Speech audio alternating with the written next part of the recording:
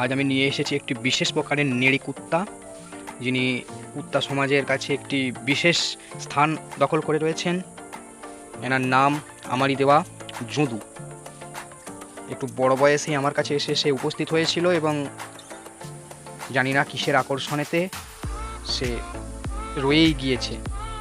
এই মুহূর্তে সে নিদ্রায় মগ্ন, গভীর নিদ্রার মধ্যে রয়েছে। আমার একটি প্রশ্ন রয়েছে, এই গরমেতে তুই ঘুমোচ্ছিস কি করে? এই যদু, যদু রে, এই যদু,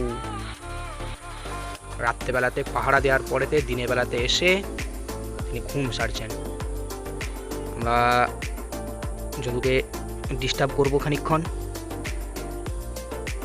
তাই তো যদু? যদু আমাদের প্রায় মগ্ন,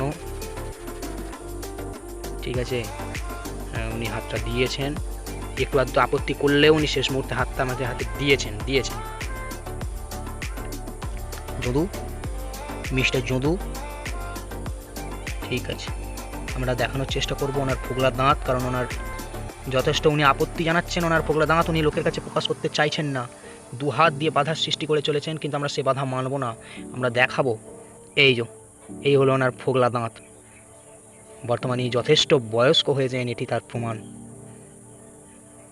দাঁড়িয়ে রয়েছে তিনখানি ভুরু, তিনটে নয় চারটে ভুরু আছে। বাহ, উনি ঘুমোচ্ছেন। না, ঘুমোন আপনি।